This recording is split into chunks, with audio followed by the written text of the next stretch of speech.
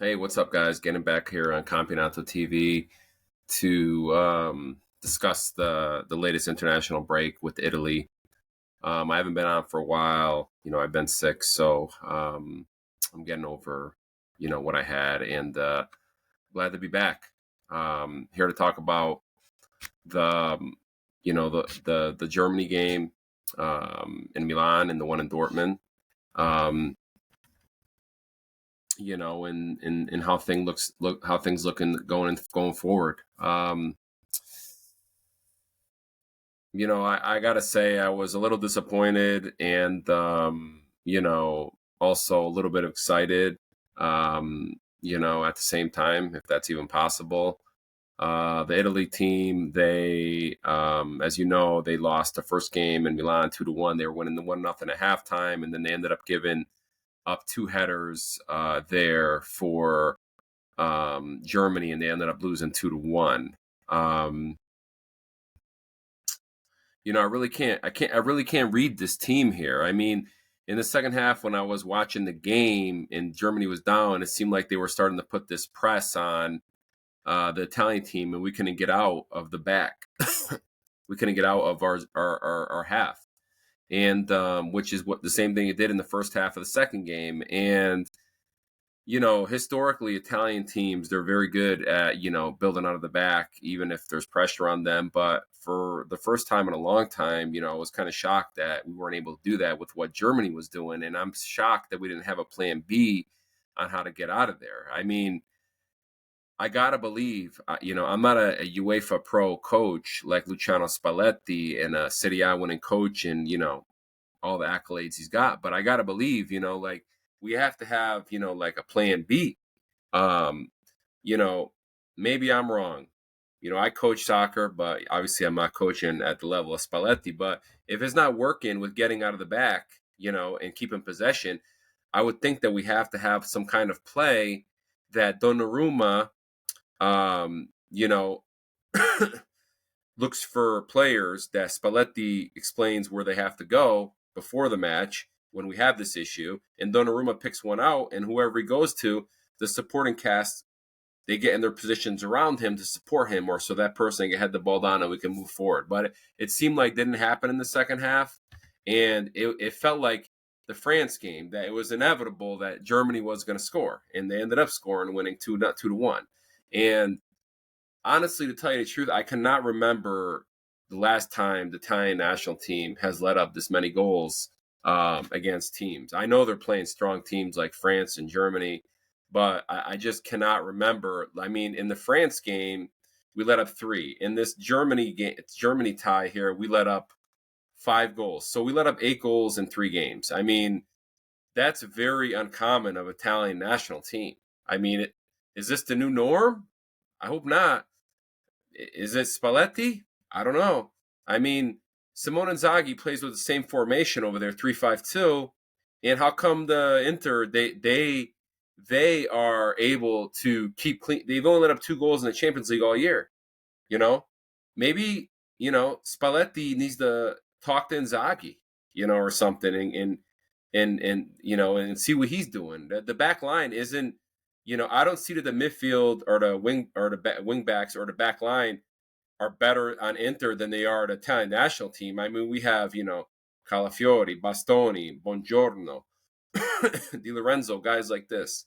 We had a strong midfielder, so I don't know what's going on with this defense, but it really needs to get, resolved, especially with these headers and stuff like that.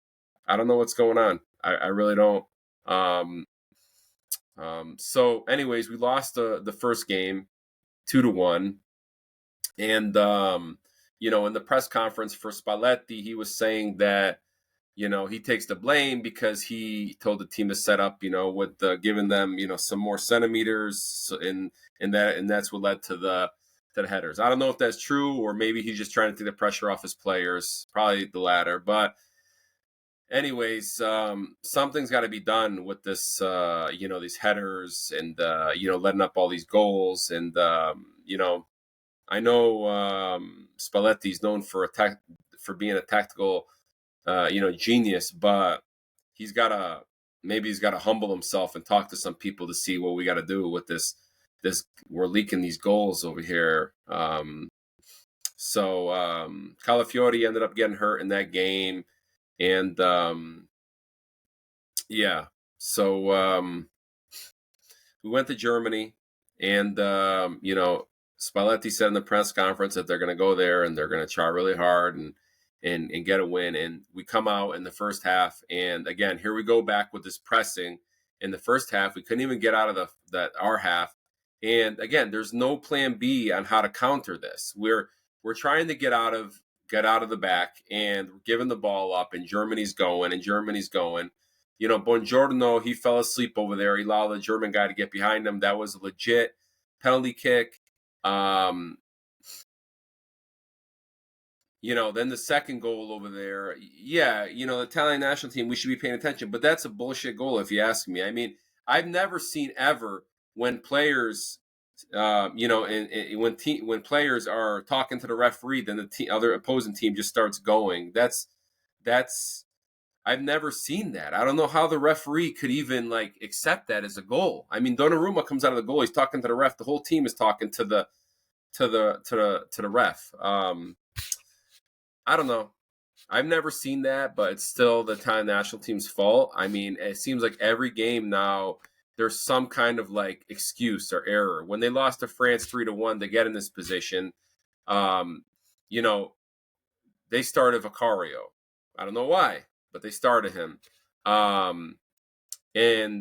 think he made a mistake and let up one goal, but they also scored, on set pieces and a couple headers in that game. And then in the game versus Germany, first game, it was, the headers, we gave them, too much space. And, and then, this game over here,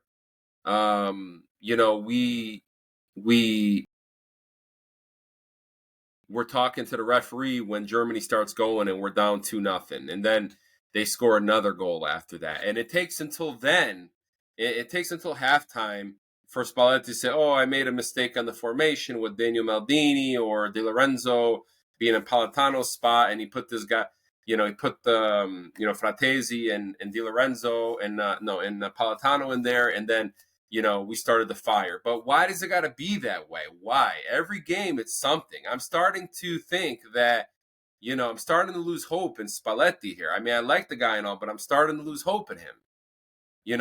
There's always something. I mean, when you're not coaching the team, you should be looking at these videos. Maybe you are, and seeing what we got to do and talking to the players when, even, I don't know if that's a FIFA or UEFA rule, but even if they're not in camp, talking to them, hey, listen, look at this. This is what we did wrong. We need to fix this.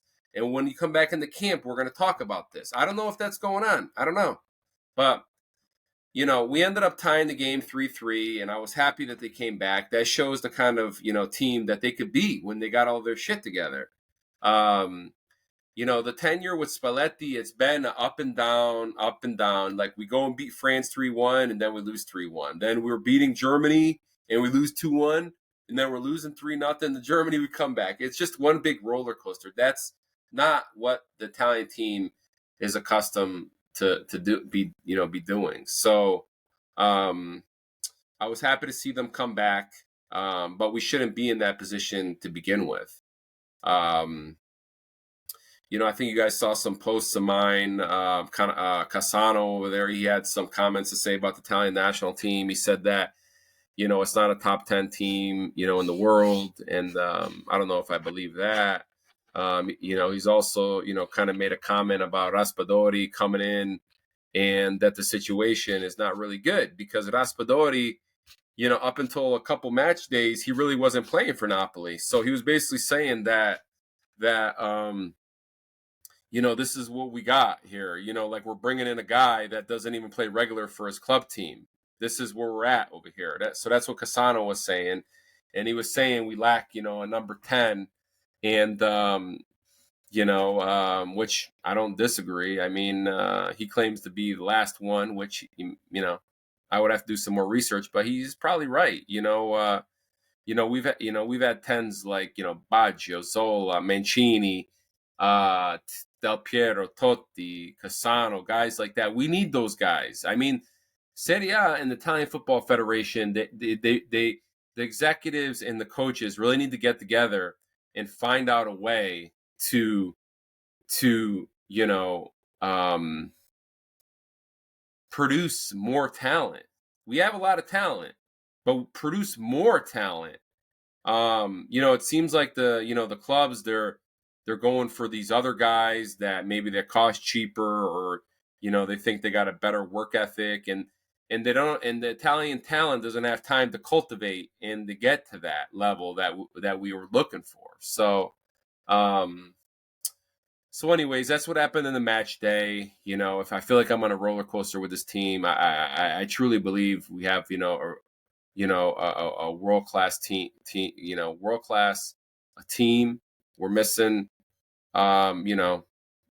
some parts, but overall, I think the midfielder and outside wing backs and the defense, that's quality. The striker, we're a little short on that, but Keane, he seemed to be making some progress, and he scored 2 goals, which was a bright spot.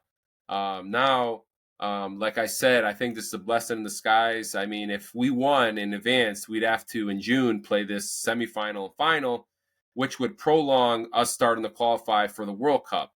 And I would rather start qualifying for the World Cup, honestly, to tell you the truth. We're in the group with Norway, Estonia, Israel, and Moldova. Norway, all those teams, with the exception of Italy, played this past weekend. And Moldova, they lost both games. Israel 1-1, lost 1. Estonia 1-1, lost 1. And Norway 1-2. So Norway's got 6 points. Estonia and Israel got 3. And Italy, in June, before the FIFA Club World Cup starts, they will be going to Norway.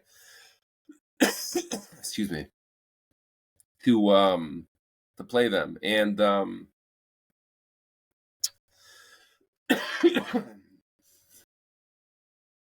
and we need to get a win. We don't need to get a tie. We definitely can't afford a loss. I mean, if we lost that, it would be horrendous. Norway would have 9 points and we would have 0.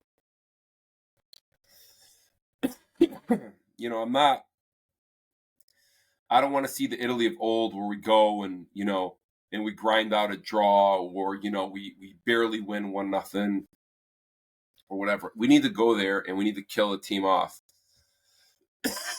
and show them that we're not messing around this year. We have a far better team than Norway. We've beaten Israel, Estonia, and Moldova. Like, all these teams, I don't care. We need to be bringing our strongest team and not messing around and getting maximum points. And back to Spalletti and being humble. I mean, he was asked in a press conference about bringing Azzurri because the Azzurri's had luck versus Holland and this and that, and he said, "Oh, do you know how old Azzurri is?" Like basically saying he's old, even though he's playing good. And he really didn't sound like he was open to bringing him because he had his crew of players that he believes in and this and that, which I don't know how he really feels that comfortable with them unless he's doing something tactically wrong, because they've given up 8 goals in the last 3 games. So I would not be opposed to bringing Azzurri, let's get to the World Cup first, right? So, but we'll see what he does. We've got 2 months, 2 months and a week or so until that game against Norway. We need to win that game. We need to win that game, and comfortably. Enough of this bullshit where we go and it's 0-0 and we get a penalty kick and we miss it like we did last cycle. Or we're in a tough group with Spain and we end up coming second and then we lose to Sweden. Enough of that bullshit. We need to go there with our strongest team versus all these guys, and we need to be out there for blood. So, anyways, that's all I got for this. I just wanted to come on and talk about the international break, and hopefully Spalletti, he's working, from now until June, talking to the players and, talking about stuff we need to work on to get better. I think we got the talent. We're obviously missing some pieces, and we'll see what happens. So, anyways, we'll see you guys. Ciao.